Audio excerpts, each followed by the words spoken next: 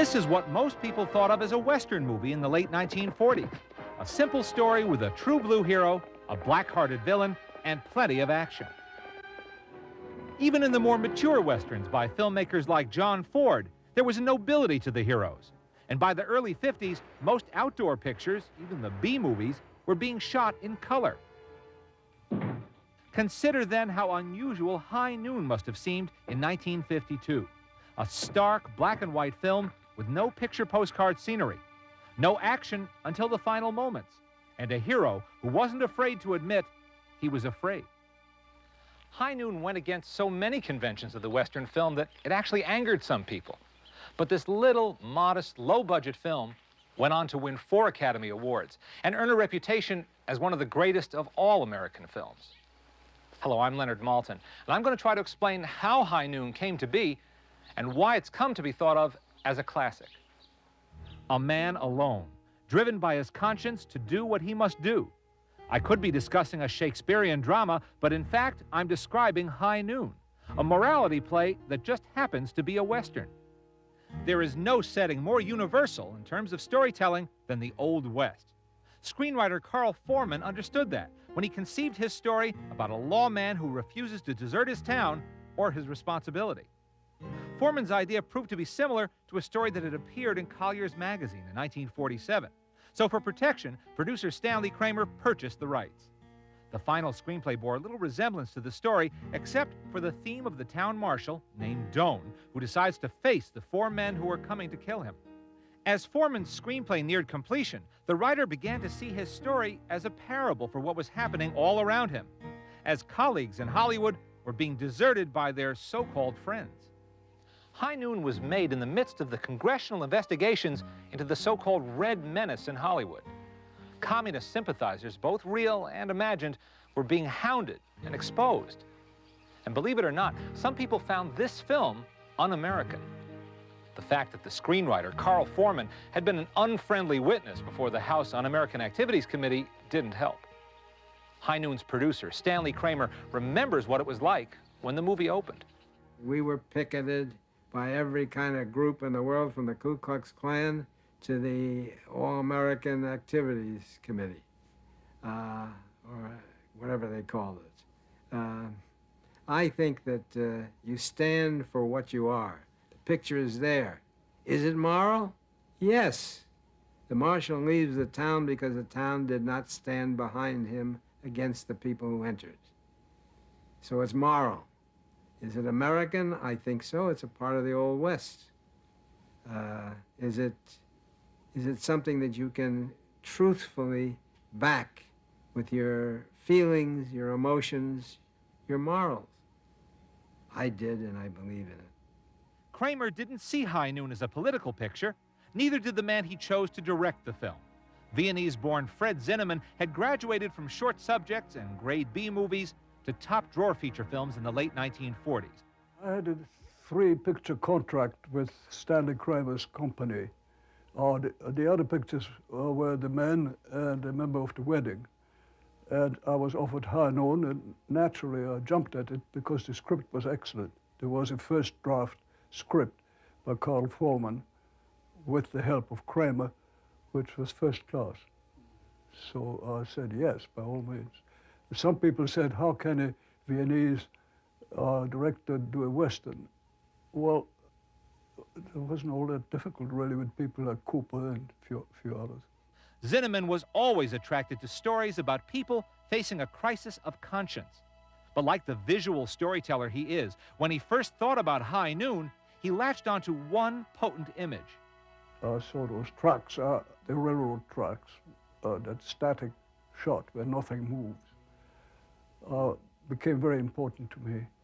Not to show anything specific about the threat and see the heavies strutting around or anything. Zimmerman's background in low-budget movie making came in handy on High Noon because this film was made for $730,000, a low figure for a major league movie even in the early 50s. The film was shot in just 28 days, and the markings in the director's shooting script show the kind of detail he tried to inject into the picture, in spite of its grueling production pace. Zimmerman didn't want to miss any nuances in Carl Foreman's script. from showing Marshal Will Kane's reluctance to retire his badge after the wedding, to adding realistic details that might add to the credibility of the story. Zimmerman's main visual collaborator was cinematographer Floyd Crosby. Together, they decided to avoid the pretty look most people associated with Westerns. This film would have no beautiful cloud-filled skies. Instead, it would look stark, arid, real, as if it were a documentary or a newsreel. The late Floyd Crosby's son, rock star David Crosby, remembers his father's work on High Noon with pride. He was very proud of it. He really loved it. You know, not that he would have told you that, but he was very proud of it, and he was very proud of working with Fred. He loved Fred Zinnemann. He had been friends with Fred Zinnemann since Fred came to America. He had befriended him early on when Fred was still learning English, and they were very good friends. And so it was a tremendous opportunity, you know, for him to work with the best people and do, you know, what he felt was a really quality piece of work. And he was just, I know he was very happy about it. But all that skill behind the camera would have been for naught if the audience didn't connect with the movie on an emotional level. That meant casting the right actors in every part, beginning with the star, the man that most people at that time regarded as the quintessential American, Gary Cooper. The tall man from Montana had no formal training as an actor, but that didn't stop him from becoming one of the greatest stars in movie history, and one of the most persuasive screen actors of all time. He loomed large on-screen and off, as his High Noon co-star Lloyd Bridges recalls. I loved the man before I saw him, and I think I loved him even more after I talked with Coop, because he was such a down-to-earth, simple, no airs of any kind. He was what you saw on that screen. More than one director has said that in person, Cooper's performances seemed dull, almost invisible, until they saw them on the screen. Okay, and let's get on to business. You want me to stick, you put the word in for me like I said. Sure, I want you to stick, but I'm not buying it. It's got to be up to you. He made it so easy. Matter of fact, most of the time I was working with him, I didn't feel he was on camera, you know. We had our first scene, I thought, my God, is this it? Is that going to be a print? It was a print, all right, and he was magnificent up there, yeah. Grace Kelly was virtually unknown when she was chosen to play Cooper's bride in the film. She'd only been in one other picture, in a small role, when Stanley Kramer went to see her in an off-Broadway play. I met her and signed her when I met her, or determined to. And that was it. There was no great discovery or anything. I don't know why Grace Kelly didn't achieve under our banner what she achieved later. She became a vital, tremendous, active star. In our film, she was known as the young lady who came through very well opposite Cooper, period. Director Zinnemann agreed that she had the right look for the part, but he worried that people might question the age difference between her and Cooper. No one did. Equally unknown to American moviegoers at that time was Mexican actress Katie Jurado. But like Kelly, she made a strong impression in this film and established herself overnight. The cast was fleshed out with veteran character actors like Otto Kruger as the opportunistic judge, and Oscar winner Thomas Mitchell as the level-headed mayor. The film was also a showcase for young character players like Harry Morgan, one of his slimiest parts, and Robert Wilkie, who was in the process of establishing himself as a potent screen villain. Notes in Fred Zinnemann's copy of the script indicate some of the casting possibilities that were considered. For the part of Frank Miller's brother that went to young Sheb Woolley, such other up-and-comers as Hugh O'Brien, Peter Graves, and Fess Parker were considered. And for the part of Mart Howe, Lon Chaney won out over other actors because, apparently, the director was struck by his flat voice. Just the note he wanted for a world-weary retired marshal. People got to talk themselves into law and order before they do anything about it. Maybe because down deep they don't care. They just don't care. Still, the one piece of casting that made the picture work was having Gary Cooper in the lead. In a late 50s television interview, Dave Garroway asked Cooper why he made so many Western films. I like Westerns because the good ones are real. You feel real when you're making them, and, well, you don't feel actorish. The Western picture tells stories of the pioneer period. The pioneers braved the elements, and we are brought close to the pioneer people by seeing the Western picture, and we realize that our country was and is full of people who believe in America. To create High Noon on a tight shooting schedule, director Zimmerman used a technique that's common nowadays, the drawing of storyboards to plot out every key shot in the film, including staging and camera movements. Although some scenes were scheduled to be shot on location in Sonora, California, which still had a stretch of straight railroad track running alongside it, most of the picture was set to be shot in Burbank, on a studio back lot known as the Columbia Ranch. Zimmerman, his art director Rudolf Sternad, and his cameraman Floyd Crosby planned their moves meticulously to avoid wasted time and effort, and to build the tension they needed to make the story work. For Zimmerman, there were three basic elements that made the picture. The first element was the threat, which was shown by the railroad tracks that lead across the horizon, and you never see the evil, but you know it's going to come from there. Number two, against that static shot, there were the shots of a man running around town asking for help, which is not about to get. And number three, to dramatize that time is dripping away minute by minute, you had the clocks, which were in the script, and which are shot in such a way that as the tension progressed, the clocks became bigger and bigger, and the pendulums moved more and more slowly. And at high noon, it all came to a stop. So the clocks were an integral part from the beginning. Before it even came on the film, it was already in the script. The use of clocks is one of the most interesting aspects of High Noon, because unlike most movies, the story unfolds in just about the length of time it takes to watch. Now, on occasion, Zimmerman manipulates time, but the emotions we feel are as real as the tension felt by the characters as that clock ticks away the minutes toward high noon.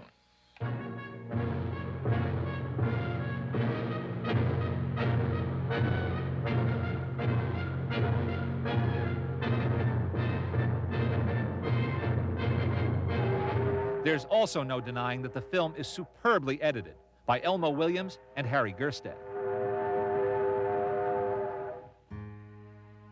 In spite of meticulous planning, nothing ever goes exactly as planned when a movie is made.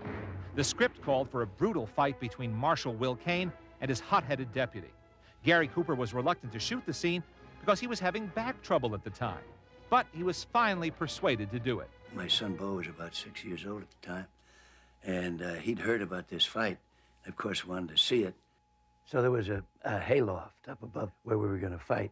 So before we started the rehearsal, I snuck him up there and with his mother, and the scene ends with Cooper dousing with this big pail of water, and that was just too much for Bo. He burst out laughing and ruined the take, and we had to do it all over again.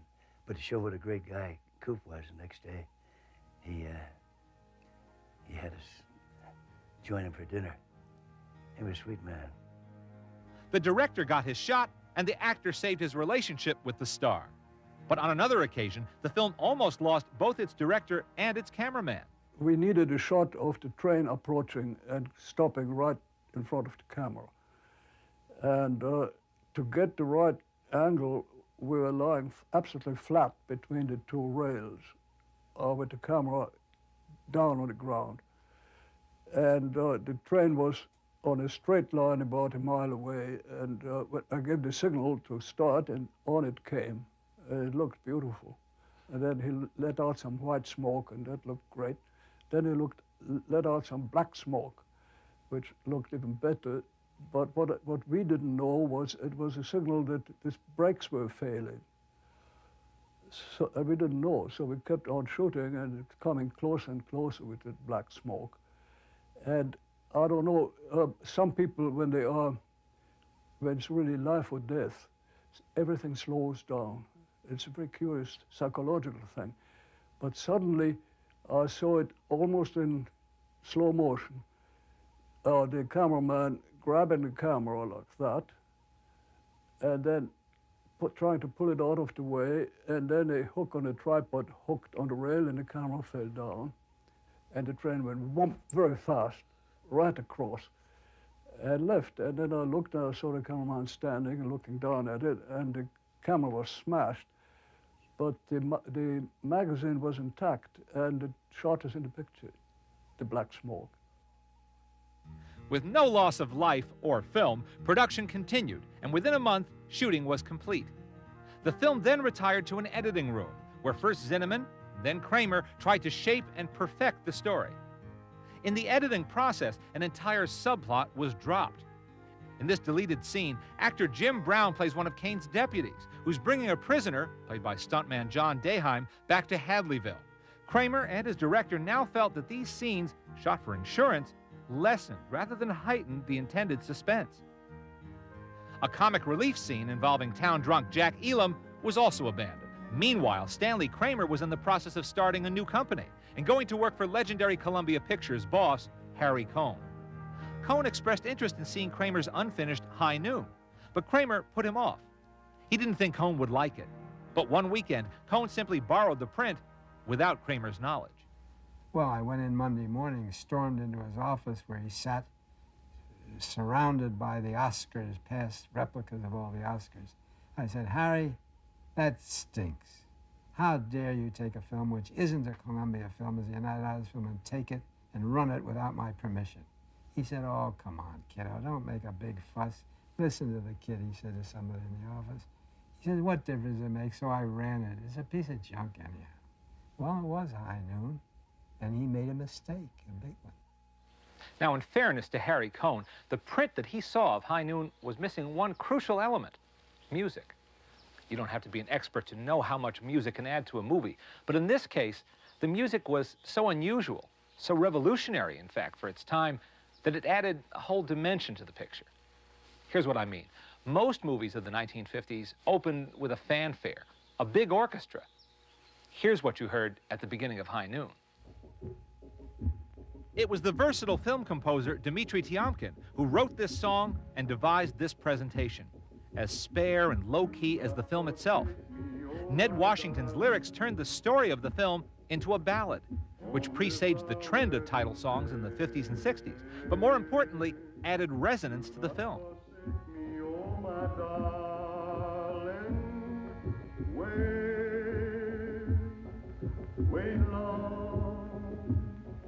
The man who sang the song on the soundtrack of High Noon had been a cowboy star on screen and was a top recording star in the Western field. His name was Tex Ritter. When my father was asked what his highlight was of his career, he would have to say that it was the night of the Academy Awards when he sang the song, Dmitri Tiomkin, Ned Washington's song, Do Not Forsake Me, Oh My Darling, when he sang it for the Academy.